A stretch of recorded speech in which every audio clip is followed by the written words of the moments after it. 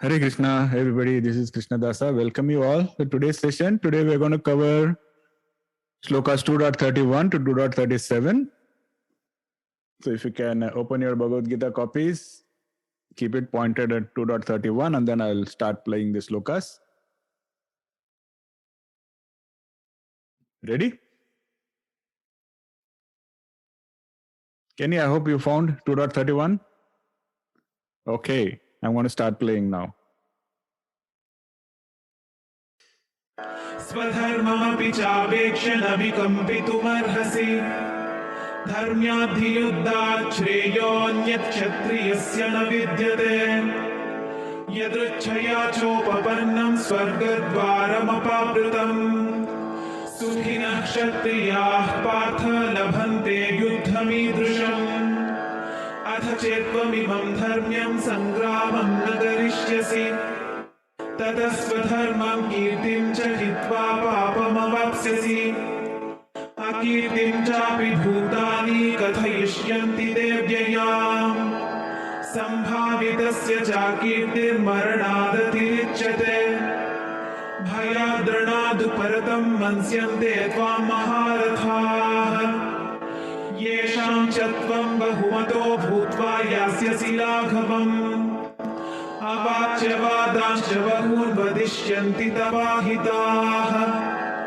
निन्दन्तस्तव सामर्थ्यं ततो दुःखतरं नु किम् हतो वा प्राप्स्यसि स्वर्गं जित्वा वा भोक्ष्यसे महीम् तस्मादुत्तिष्ठ कौन्तेय युद्धाय कृतनिश्चयः। जय श्री कृष्ण चैतन्य प्रभु Nityanand Shri Advaita Gadadhar. Okay.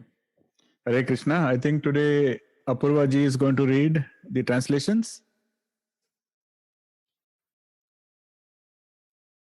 You can try now, Apurva ji. Okay, yeah. Considering your specific duty as a Kshatriya, you should know that there is no better engagement for you than fighting on religious principles, and so there is no need for hesitation. O Parth, happy are the Kshatriyas to whom such fighting opportunities come unsought, opening for them the doors of heavenly planets. If, however, you do not perform your religious duty of fighting, then you will certainly incur sense of neglecting your duties and thus lose your reputation as a fighter.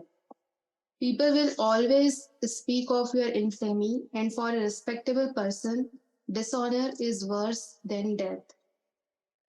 Your enemies will the great generals who have highly esteemed your name and fame will think that you have left the battlefield out of fear only, and thus they will consider you insignificant.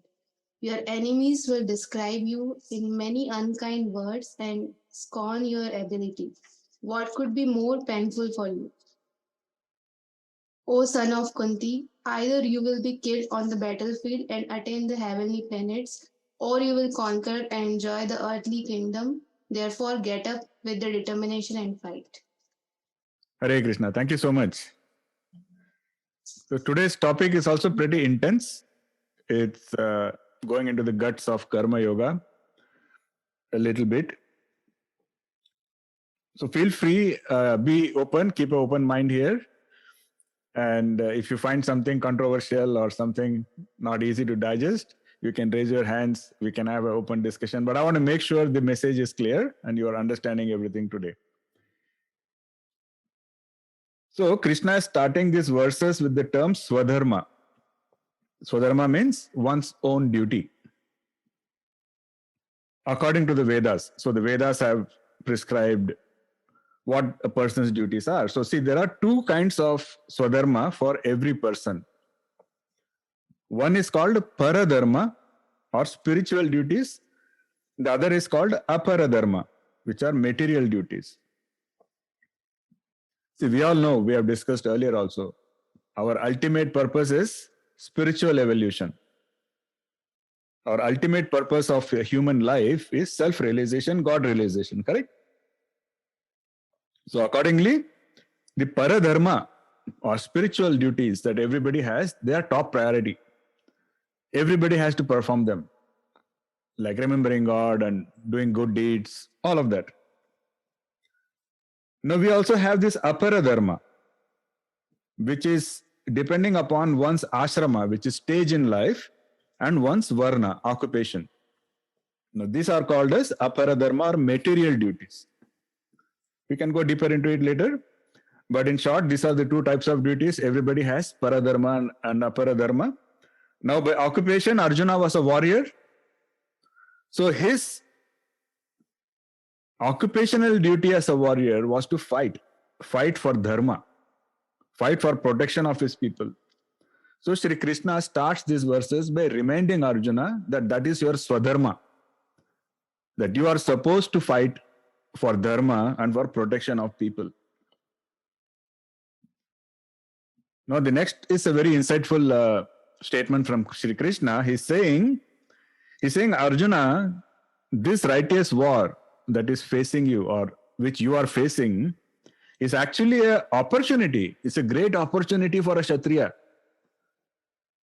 to earn glory and good karma. So it's a very important concept. When we say we want to perform our duties, we also need the opportunities to perform our duties, correct? Now, let us say you are a doctor. Your duty is to cure sick patients. But let us say there is nobody sick anywhere around you. How are you going to heal anybody? How are you going to do your duty? So Krishna is asking us to look at it the other way. He's saying instead of complaining that, oh, there are so many sick people, you should say, wow, that's an opportunity. Because there are so many sick people, I can perform my duty so well. Because my duty as a doctor is to heal patients. Just like that, he's telling Arjuna that right now there is such a big war waiting for you. A dharmic war is waiting for you. That's an opportunity. Look at it as an opportunity, not as a threat. So I can tell you that in my own corporate life also, this is one lesson that has helped me a lot. That whenever you are faced with an uncomfortable situation, you have two options. Option one, look at it as a threat. Or option two, look at it as an opportunity. For example, you are a manager, you are asked to lead a team, and you find that the team is full of issues. The software has issues, the team members don't have any motivation, the processes are not there. So one option is you can say, what kind of a crappy team have I been given? It's a threat. I don't want it. I want to run away. The other way to look at it is, wow, that's my opportunity. If everything was perfect, what am I going to accomplish? Now I have so many opportunities. I can fix a process. I can fix the motivation. I can fix the quality, right? So that is Krishna's masterclass. He's saying, yes, there is a war. It is uncomfortable. But look at it as an opportunity, Arjuna. This is an opportunity for you to perform your duty as a Kshatriya. And by performing that duty, you are going to gain good karma. What is good karma? What is bad karma? How do you determine whether it is indeed good karma? That's all very deep topics. Again, we will cover some of it in chapter 3. For now, let us understand that the law of karma simply states that every action will have a consequence. Good action aligned with dharma is termed as punya. So a lot of us from India, we know this term punya and pap. So punya basically means you are doing good actions which are aligned with dharma. That's all punya is. And it will result in happiness or sukha. Whereas bad actions which are aligned with adharma, that is termed as papa. And that is always going to result in unhappiness or dukkha. Now let us dive a little deeper into karma. So there are basically 3 types of karma. So karma is the principle of cause and effect, which governs the entire universe. Nobody is free from the effects of karma. And every action that we perform, whether good or bad, it is going to create a consequence or a reaction. And that will determine our destiny. Now, to understand karma, we can categorize karma into 3 categories. What are those 3 categories? First category is Sanchita karma. Second category is Prarabdha karma. And third category is Kriyamana karma. These are the 3 categories of karmas. Now, what is Sanchita karma? Sanchit karma, it refers to the karma which we have accumulated over all our past lives. That is our complete history of karmic accounts. That is our Sanchita karma. And that pretty much shapes all your future lives and your future destiny.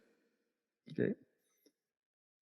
Now, let us say, for example, somebody has accumulated a lot of good karma in their past lives.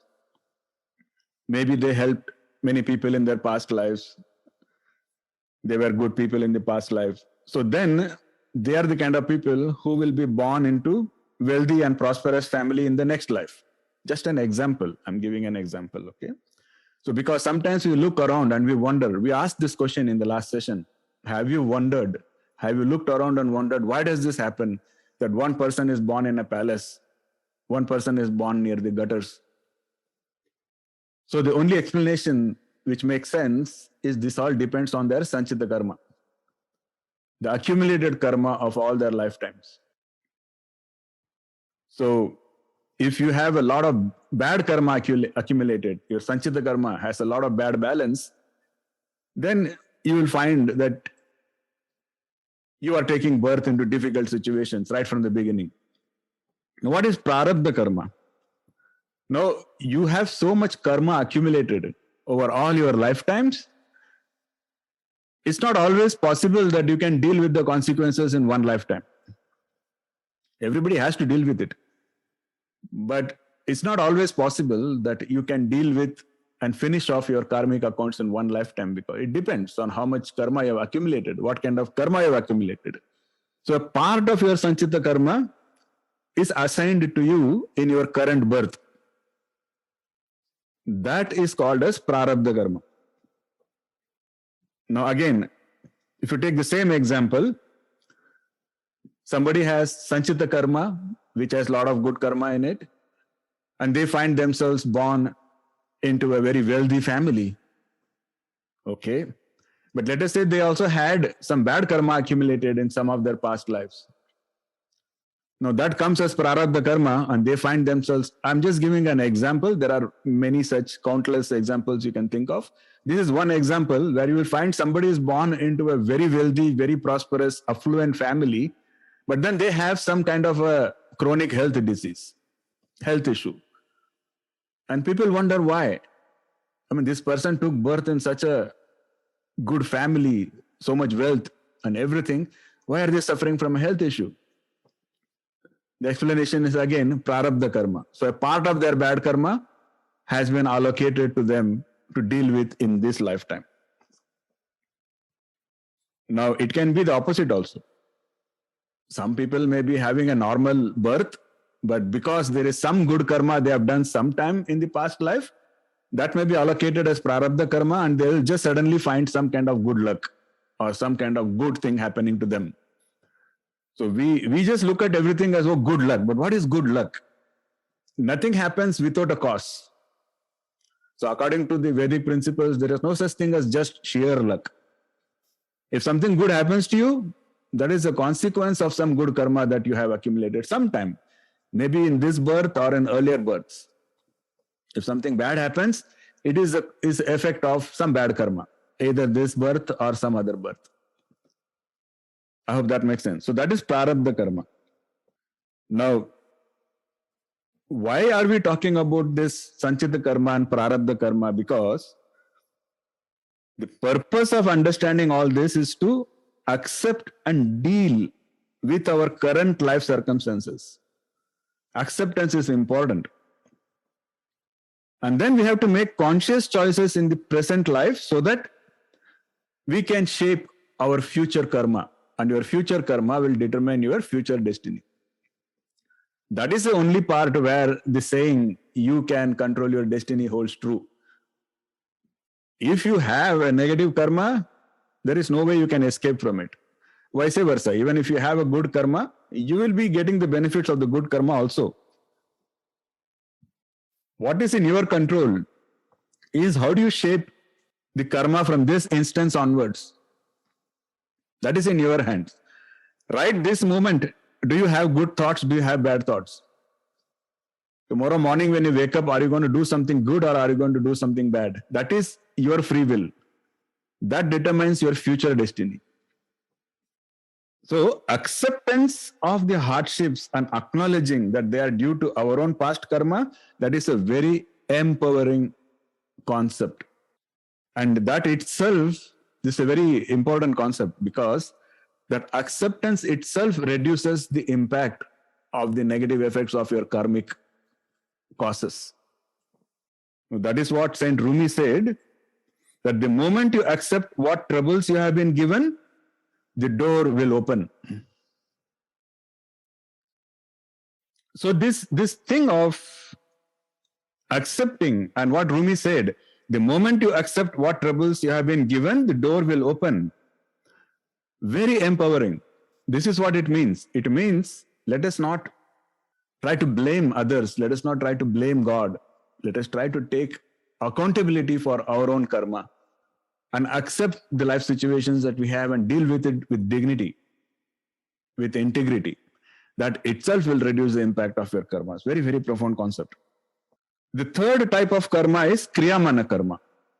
So Kriyamana karma refers to the karma that we create in our present life.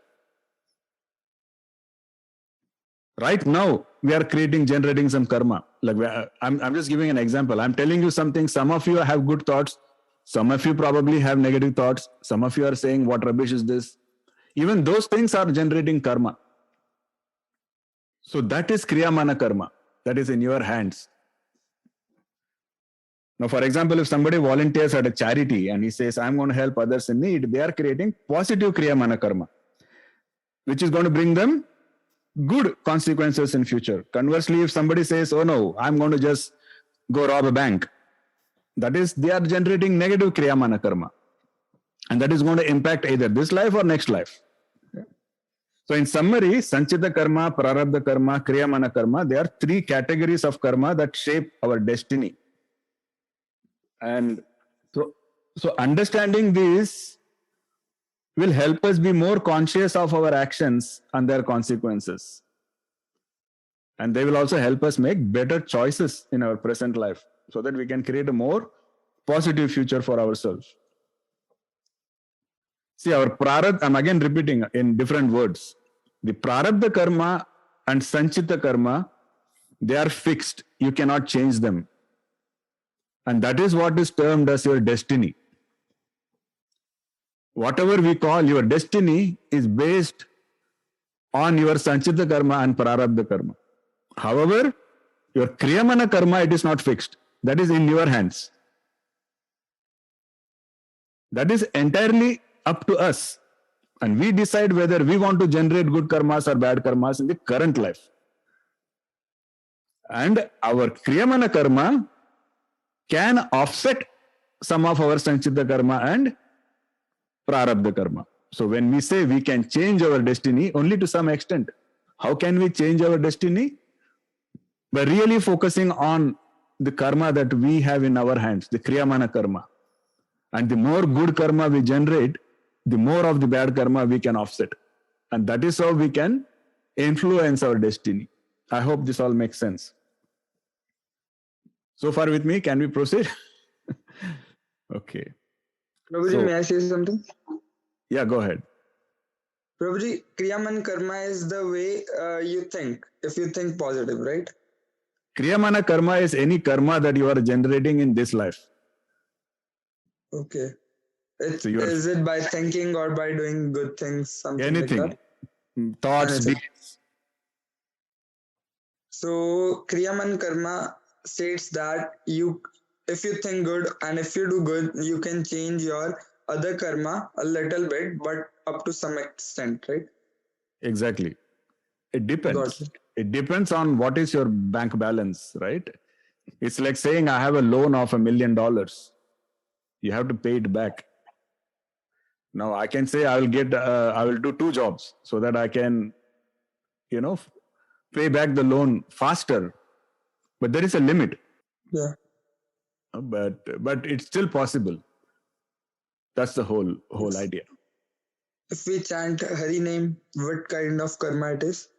Positive karma, of course. Anything which is aligned with dharma, anything which is aligned with devotion, anything which is aligned with our spiritual evolution, it is all positive.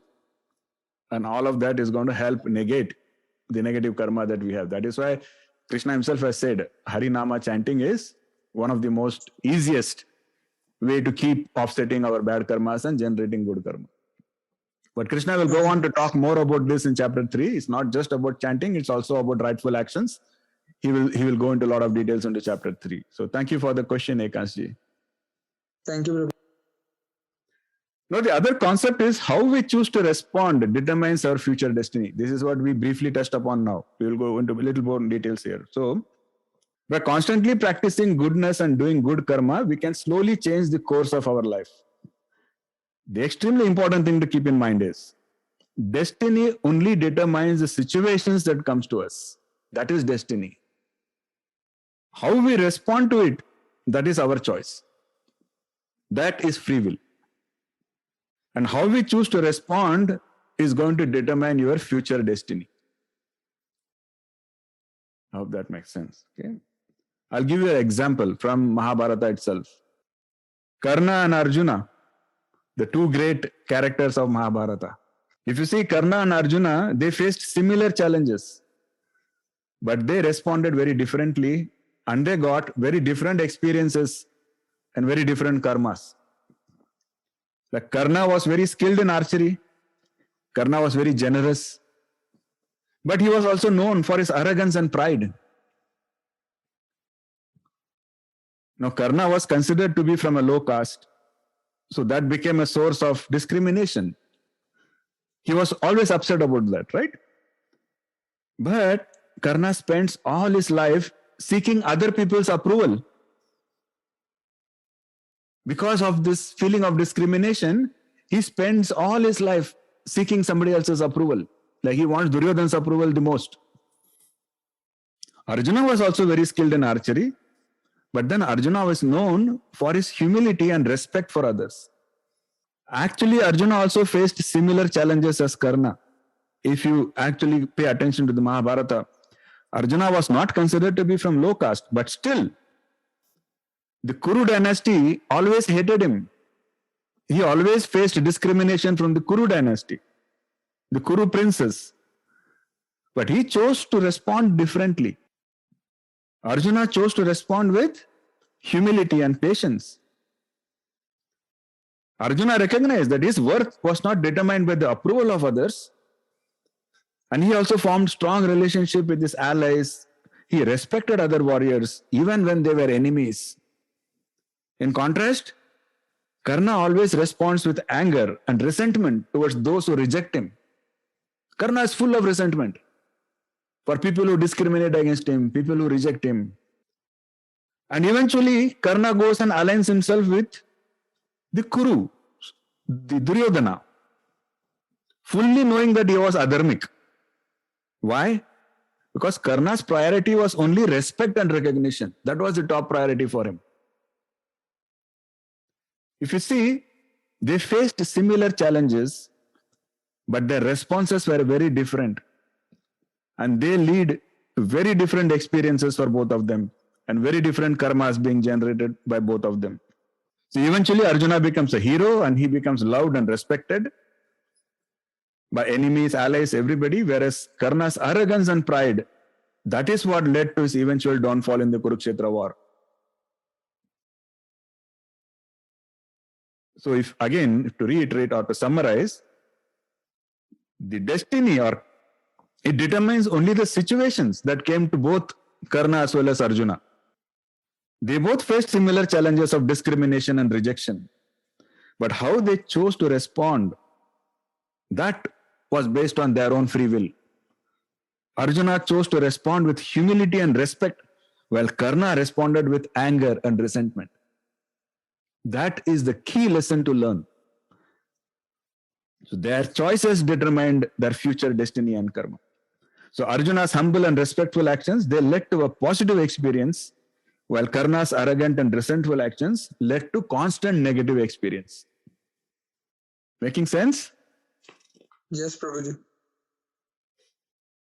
For those of you who like to watch movies, There is a very wonderful movie called The Groundhog Day.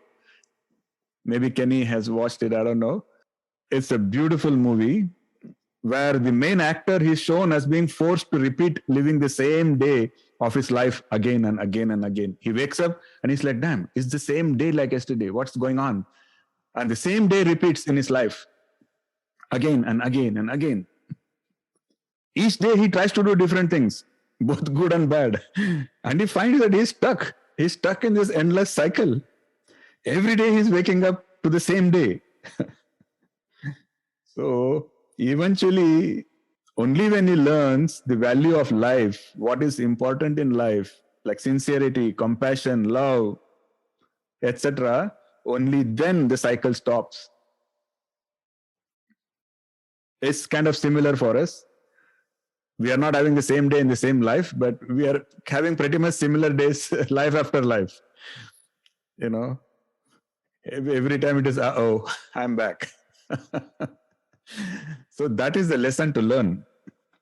Instead of adopting a victim mindset, we should adopt a mindset of empowerment.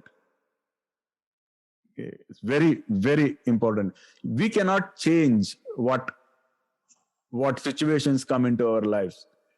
That is determined by karma. We cannot change that. But we can always change how we react to that, how we deal with that. It's pretty much like you are playing poker. You cannot change what cards have been dealt to you. Once you start the game, once the cards have been dealt to you, you cannot change your cards. But how you use those cards, how you deal with those cards, that is entirely up to you. There are people who win an entire game of poker using really bad cards, and there are people who have aces and still lose. So that is a very important lesson for us to learn here. So again, my request, not my request, this is the concept basically, is anytime we face difficulties, let us not try to blame God or situation. Instead, we should realize that this is a result of some of our own karmas and some of our own choices, past choices. What are the lessons we have to learn? What improvements do we need to make in ourselves? And let us try to change. Let us try to learn. And let us try to have the faith that once we learn the lesson, the situation will change. It has to change, because the purpose is not to punish you. The purpose is to make you learn lessons. Because only by learning lessons can you evolve. And the ultimate goal of human life is evolution. Once we have this change of mindset, it will change everything. We have to strongly believe this. The next is, how do you avoid bad karma?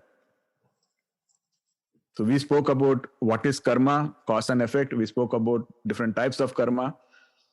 Now I want to talk about how can we avoid bad karma? Now, actions aligned with Dharma and sattvic qualities like truthfulness, non-violence, compassion, etc., they will all constitute good karma. This is to answer Ekant's question. In short, many scriptures have said in many different words, but what they are all saying is, if we can align with the will of God, then we will avoid generating any bad karma. I'll give you a very simple example. So there was a landlord in a village. You know, in India, in small villages, every village will have a landlord. Pretty much all the land belongs to that landlord, and everybody else is serving that landlord. So it is one such village where there was a landlord. He was known for his short temper, very angry young fellow. And he had a beautiful big bungalow, and it had a compound wall surrounding his bungalow. And he used to like keeping his wall speck and clean. He used to take a lot of pride in how clean his wall was. Clean and shining, latest paint all the time, you know.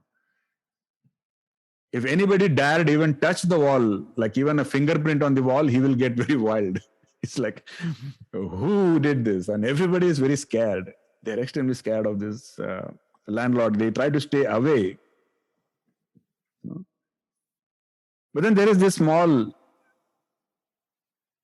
young boy, you know, who once goes and scribbles something on that wall. And everybody is They are like, what the hell is happening? But this kid still goes and he just scribbles something on the wall. The landlord comes out and everybody is now expecting the worst. They are like, now this kid is gone. The landlord is going to bash him up. But wonder of wonders, the landlord takes a look at the wall and he hugs the kid and he says a lot of good things to the kid, and everybody's like, what just happened? This kid went and scribbled on that wall, and instead of getting mad, the landlord is being nice to him. And then one elderly person says, why don't you go and read what is scribbled on that wall? So all the kids go and read what is scribbled, and this child has scribbled, please keep this wall clean.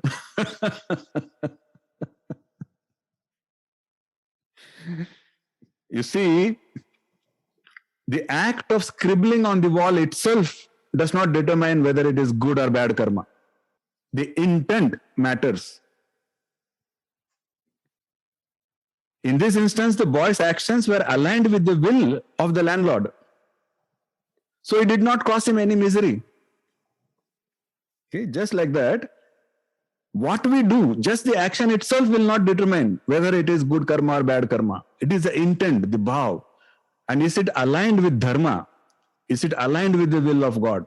So we have to spend our life understanding what is the will of God. What does God want me to do? And then align with that will of God. Then you can be sure that you are avoiding bad karma and whatever you are doing is aligned with good karma. The other important thing to remember, this is extremely important. Sri Krishna will talk about it after a few more verses. He will emphasize this very strongly. Just by doing good is one thing. Doing bad is also one thing. So we have to avoid doing bad. That is also correct. But you generate bad karma even if you don't do what you are supposed to do. So it is not like bad karma comes only if I do something bad. Bad karma will also come if you don't do something good that you are supposed to do. For example, you give birth to a child. It is your responsibility, it is your duty to take care of that child. If you refuse to do that, that is also bad karma. So the point I'm trying to bring across is just doing something is not bad karma. Even not doing something can generate bad karma. So we have to keep that in mind. So that is what Sri Krishna is telling Arjuna here. He's saying, if you abandon your duty of a kshatriya, of a soldier, your duty to protect the people, if you abandon that, and if you run away from this battlefield, that is also going to generate bad karma for you. So I hope that makes sense. So we should keep in mind that, so what is honorable? Like, an honorable life is a life where you are aligned with dharma, where you are aligned with the will of God. That is the honorable life. And Sri Krishna is telling Arjuna, choose that kind of a honorable life. I hope everything is making sense so far. If something is totally going bouncers, feel free, raise your hands. Otherwise, we can proceed and ask question answers at the end. Okay. I hope your retention is at least for 1 hour. I hope at the end of 1 hour, you still remember what happened during the past 1 hour. If that is the case, we can park questions for the end. Okay. Now, I want to explain one other very important concept. This could also be a little controversial, but it is a fact and it's very insightful. So in verse 37, Sri Krishna is addressing Arjuna as Kaunteya, which means son of Kunti, to remind him of his Kshatriya lineage. And he gives very strong words to Arjuna. He says, Arjuna, give up this cowardice. Face up to your problems. See, this applies to all of us. When faced with problems, it is natural to feel afraid. But we have to keep reminding ourselves that fear is not a virtue. We have to strive to rise above our fears and face our problems head on. Look at the problems as opportunities to get rid of your bad karmas. That is how you are supposed to look at problems. That is the advice Krishna is giving Arjuna here. Now, something you may not know about Arjuna. Arjuna was definitely one of the greatest warriors of his times. There is a story also. There is a story also where Arjuna, it is said that he defeated even Lord Shiva once. He was such a fierce warrior. And Shiva was very pleased with Arjuna, and Shiva gifted him with the powerful Pashupatastra. Such a warrior who could defeat even Shiva, he is suffering from fear now. So indeed, fear is a very powerful enemy. We have to be aware of it, and we have to make sure we don't fall victim to it. That is the message. Now, Krishna is also saying that if you face your problems and overcome them, in other words, in this instance, if Arjuna fights and wins the battle, then we will enjoy the benefits in this world. If we face our problems and die, then we will enjoy the benefits in the spiritual world or in our next birth. So either ways, Arjuna has nothing to lose. Arjuna will lose only if he chooses to run away from the battlefield. That is Krishna's message to Arjuna. That is Krishna's message to each one of us. We all will have problems in our lives, big problems in our lives. We are supposed to face it. We are supposed to fight with the problems. We are supposed to look at most of our problems as opportunities to get rid of our karma. Because by facing our problems, by facing our fears, and by fighting our problems, we have nothing to lose. We have only everything to gain, either in this life or in the next life. When do we really lose? We lose only when we choose to run away from our problems. Very strong message. Why I'm explaining this is one of the reasons why suicide is considered to be a sin. This question keeps coming in many classes, in other subjects when we talk about Vedanta, because in Vedanta it is clearly said suicide is a sin. Even in some other religions, suicide is believed to be a sin. And a lot of people ask this question. Oh, that poor person is already going through so much. How can you say that suicide is still a sin? This is the reason suicide is a sin, because the person chooses to run away. And Krishna says that is only going to generate more bad karmas. Face your problem. It's okay to die facing your problems, but don't run away from your problems. So we'll go to the next topic, which is, does anybody want to pause or shall we proceed? Deepaliji, yes. Then what about willpower? I mean, while you say that you should not be fearful, but then there's something, how do you put that into context? Like, I mean, you need to have the willpower. You may be fearless, but then if you don't have the will to fight, I mean, I'm just it's just confused in my mind. You have to generate willpower. Willpower is not like a muscle that you either have or don't have. I mean, willpower needs to be generated. What is important is to understand what is my duty. Like, for example, Arjuna. What is Arjuna's duty there? Whatever it takes, he has to perform the duty. You can call it willpower. You can call it aligning with the will of God, or you can call it just being dutiful. Willpower will come if you have the mindset that this is what I'm supposed to do. See, what is willpower? Willpower is your mental strength that says that I have to complete what I'm doing. That depends on your conviction, correct?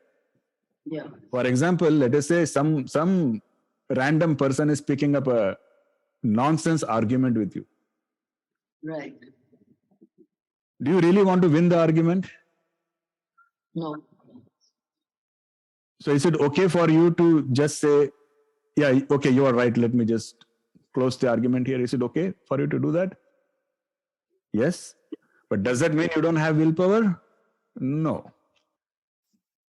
But on the contrary, you are explaining a very important concept to your child, and your child doesn't understand. Do you just give up?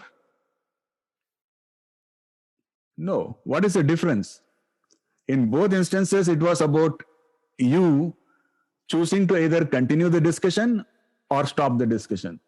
In one instance, stopping the discussion made sense. In the other instance, continuing the discussion made sense. It depends on your alignment. If you think it is aligned with your purpose, with your goal, with the universal goal, then the conviction will come. Once the conviction comes, willpower will automatically come. Yeah. This is how I look at it. Right. Thank you. Thank you. Thank you. Then we come to the concept of Shravan, Manan and Nididhyasan. Very important again. So divine knowledge, this is coming directly from Krishna. So we can utilize this knowledge to progress on the spiritual path and attain liberation. However, just knowledge alone is not sufficient. We have repeated this so many times. So as described in the Vedas, we need a 3-step process to any spiritual knowledge to purify the mind and attain self-realization. What are the 3 steps? Step 1 is Shravan. Shravan means hearing or reading divine knowledge. Step 2 is Manan, repeatedly thinking about and deeply understanding the divine knowledge. And number 3, Nididhyasan, which is developing firm faith and conviction in God and the divine knowledge. Faith in what you are learning. These 3 things have to come together. Now we are all getting together regularly. We are going through Bhagavad Gita verses every week. That is Shravan. Now we need to think deeply about it. This is what I keep encouraging everybody. That think about what you read, introspect on it, ask questions. Not just questions to me. You can discuss with each other. You are a satsang family. It's important. That is what the satsang is for. Okay. Don't we chat about movies with our friends? Say, what do you think about that movie? What do you think about this movie? We chat about so many things. Chat about Bhagavad Gita. Chat about Krishna's teachings also. Use the satsang for that purpose. That would become Manan. Manan means it is going on in your mind. You are introspecting, thinking deeply. And you should have faith. Faith that this knowledge is going to help you. And you have to try and practice that knowledge in your everyday life. Like Krishna says, face your problems. At a knowledge level, it's okay. But you have to put it in practice. Okay, tomorrow you go out and you face a problem. Are you remembering Krishna's teachings? And are you trying to put that teaching into practice? That is very important. That is Nididhyasan. A very important required step. You know, there are some people who are experts in cricket. This example, I really like to give this example. Like Rajesh ji may know this because many of you who are from India, cricket is our passion, right? There are a lot of people who have so much knowledge about cricket. You know, they will criticize even Tendulkar. They will say, oh, he should have hit like this or he should have done like this. But put them in the field, give the bat in their hands. They can't face a single ball. You know? Because there was no Nididhyasan. They only had theoretical knowledge all their life. They never went ahead and went out and practiced. That is very important to actually play in the field of life. So just like that, today we discussed about doing your duty, good karma, bad karma. After this session, maybe you should introspect. Make a list of the top 3 or 4 duties that you think belongs to you. What are my top 3 or 4 duties at my current stage in life? Make a list and ask yourself, am I doing the best job with my duties? If not, go change it, fix it. That is how you get aligned with your higher self. That is Nididhyasan. Very important. So this is what I would like to cover until 37. From verse 38 onwards, Krishna will start explaining the original philosophy, his own original philosophy based on practical Vedanta and how we can apply it for our human development. Very, very insightful. The rest of second chapter is also extremely impactful and powerful. So I'm looking forward to continued association. So thank you so much, Hare Krishna. Thank you for your association and see you all in the next session. With that, I will open the floor for questions, comments, inputs, criticisms. Everything is welcome. Vidya ji, you have your hands up. Okay. Yeah. Hare Krishna. Hare Krishna. I'm a little confused on the Sanchita karma and Prarabdha karma. Is it right to say that Sanchita karma is what determines where you're born into? Let me just say that Sanchita karma is your universal account, which keeps track of all your births, whatever existence you have had so far, and all the karmas that you have generated. It is the master account. Okay. Okay. With all merits and demerits of it. Everything, merits, demerits, everything. That is your master account. Master. Okay, got it. So which part of it is Prarabdha? Yeah. So that is what is determined during your birth. Is what part of that karma do you want to deal with in this life? It's like a sub account of the. It is a sub account. It is a sub account. Like, what can you handle? What do you want to handle? What kind of lessons do you want to learn? Because depending on your karma, you may not be able to face the consequences of all of it in one lifetime. So you choose which parts you want to take, which parts you want to deal with. That becomes your prarabdha karma. So that said, yeah, I might sound a little, I don't know, negative also, but if there is enough Sanchita karma of demerits, how does this Janma help in moksha if we have not done enough to overcome all of the past accounts? That's a good question, but the very fact that you are asking this question means you probably don't have so many demerits. So I think it's still possible for you to reach. So jokes apart, the point is, so Krishna will say later on that if you follow Krishna's teachings, that is why Bhagavad Gita is so important. If you follow Krishna's teachings, if you do the Shravan, Manan, Nididhyasan, if you have these 20 virtues, develop these 20 virtues Krishna is asking you to develop, starting with amanitvam and adambitvam, which is lack of pride and ego. And if you surrender to Krishna, Krishna will go on to assure you that liberation is possible even for the biggest sinners in this life. So what is required is the change of our mindset, the change of attitude. So as long as we think we are the doer, okay, I have so much negative balance, I'm going to do 3 jobs, I'll do 4 jobs, I'll fill this. That is one way of doing it, right?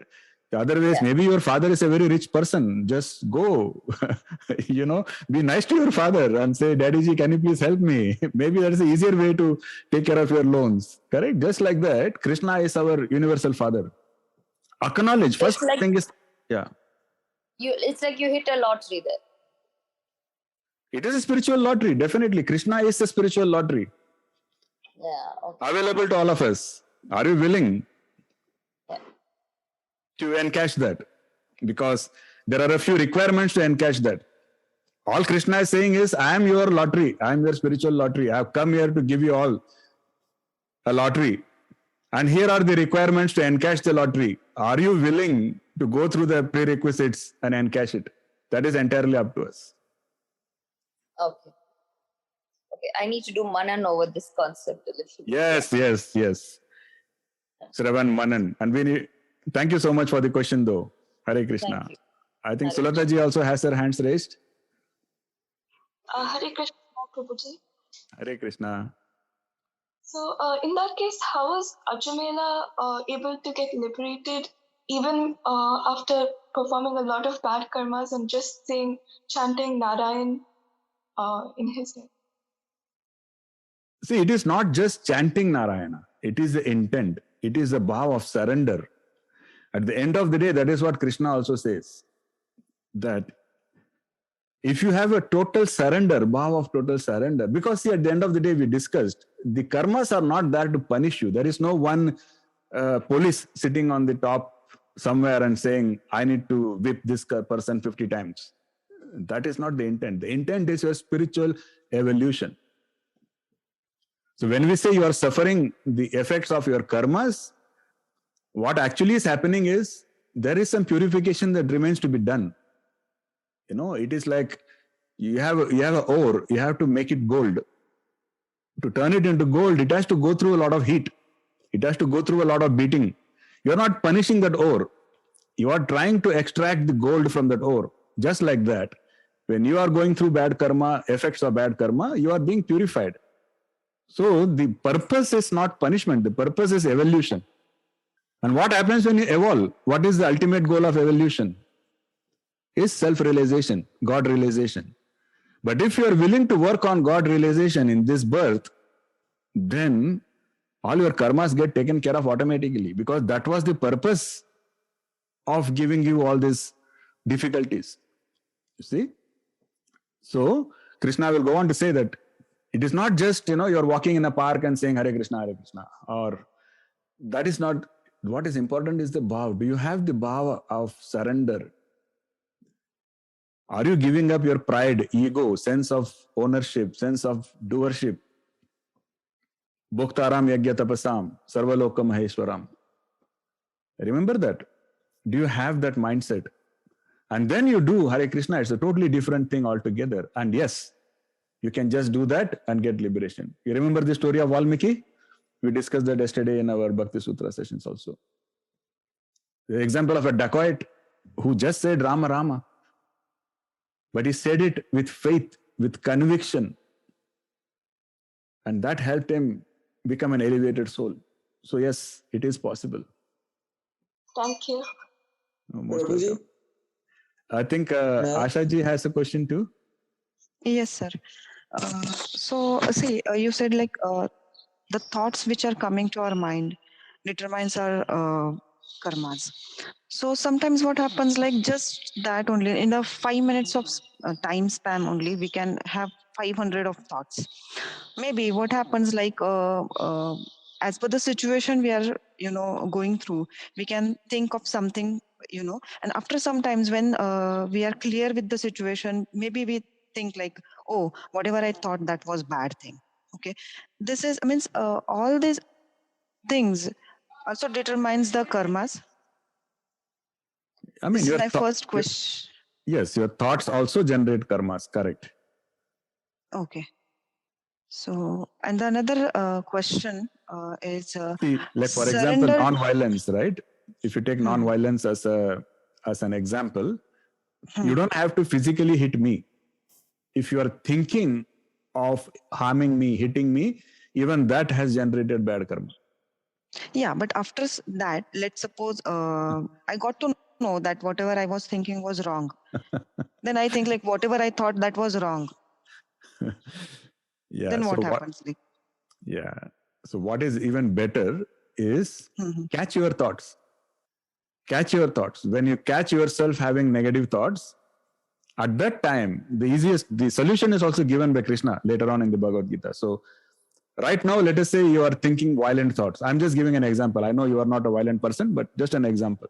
So right now, let us say you just have some violent thoughts. I need to beat that guy, or I need to do something. Catch your thoughts and replace those with thoughts of God. Okay. Every time, or any negative thought, any harmful thought, catch your thought, replace it with a good thought. Replace it with the thought of God. That is how you overcome this cycle, negative cycle. Okay. I have one more question. What is mean by surrender to Krishna? Let's suppose I'm in bad situation and I'm not able to understand like what should I do at that time. Remembering Krishna and asking help is this what you are saying is like surrender to Krishna? Correct. So it's a very good question, very deep question. So surrendering to Krishna doesn't just mean all the time saying, Krishna, help me with this, Krishna, help me with that. Surrendering to Krishna basically means, be it good or bad, you have to acknowledge that you are not in control. See, usually what happens when we fail, we think it is because some external entity, some situation, that is why I failed. But when we succeed, we think it's all us. You see, anybody who has even a little bit of success will go and write a book, how to succeed. Because whenever we achieve any kind of success or whenever we do anything positive, we think it is us. You have to get rid of that also. You have to have the humility to say that at the end of the day, I am not the doer. It is Krishna. He's the ultimate doer, right? So that mindset has to develop. Once you develop that mindset, then doesn't matter whether situation is good or bad, you will be able to surrender to Krishna and say, Krishna, whatever it is by your will. I am doing whatever I'm supposed to do, and I am sacrificing my actions to you, and I'm sacrificing the results to you. That is total surrender. Okay, like for example, somebody comes to you, he's asking you for some monetary help. First, your job is to make sure whether it is a good element or a bad element. For example, there are some bad people also who take money and do bad things that harm other people. If you know for sure it is a bad element, even if that person is from your community, don't help. So ask yourself, what is the right thing to do here?